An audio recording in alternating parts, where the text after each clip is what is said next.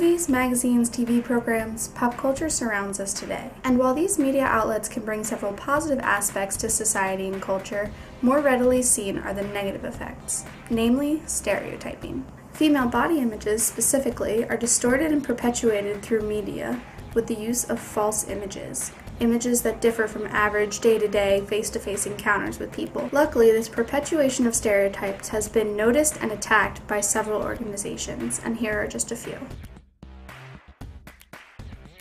So, some of us women may have seen images like these floating around the internet in ads and commercials sponsored by the soap company Dove. These images are from Dove's campaign for real beauty. The campaign was started in 2004 by Dove ambassador Jess Weiner and began with an ad campaign featuring real women whose appearances are outside the stereotypical norms of beauty.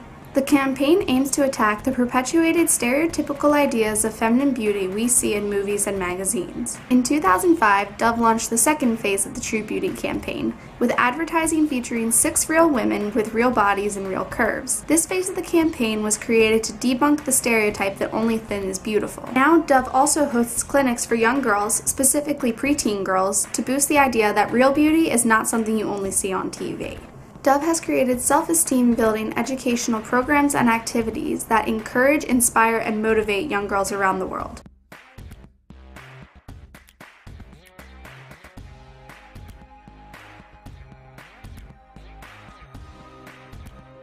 The new project, started by Matt Blum in 2005 and edited by his wife Katie Kessler, was started with the idea that women of all shapes and sizes deserve to be photographed beautifully as fine art nudes. So, in 2006, Matt began asking for volunteers, who he called unmodels, to be photographed in the nude as fine art. The photos have all been compiled into a book set to come out this March. In the Huffington Post, Emma Gray says of the project that it eliminates the limited scope of sizes and shapes of female body image and nudity in the media. Blum himself stated in an email to Gray for her article that when he started the project, there was no project like it. The things that he had seen in the media used models with stereotypical model bodies. Through the new project, Blum recognizes that images presented in the media present a stereotype that is not representative of what real women look like. To support the new project, you can either donate directly or pre-order the book on Kickstarter.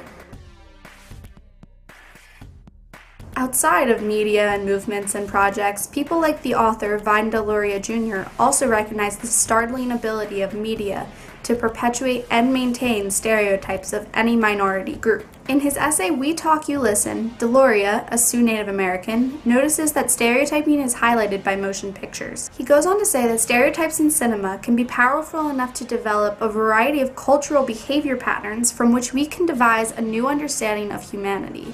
Deloria understands that stereotypes in media and pop culture don't just exist, but also affect the general public, especially the minority groups they attack. So, what? We can prove that stereotypes of women and their ideal body image can be found and perpetuated in media and pop culture. But what do we do about this? Luckily, some organizations like Dove and the new project are already in place to take apart the stigma that has evolved around female body image. But how do we, as women, continue to destroy the false imagery that we are constantly bombarded with? I don't have a direct answer for that, but rather some advice. Stay true to yourself and never forget that the definition of beauty is much wider than what can fit on a TV screen. Bye. Oh, done.